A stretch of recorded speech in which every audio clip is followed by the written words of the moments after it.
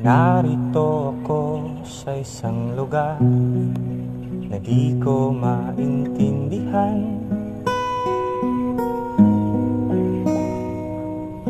Nakikipagsapalaran sa buhay na ang hantungan ay kawalan.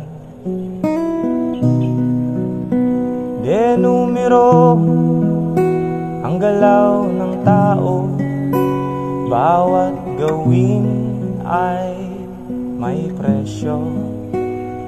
O narito ako sa isang lugar na di ko maintindihan.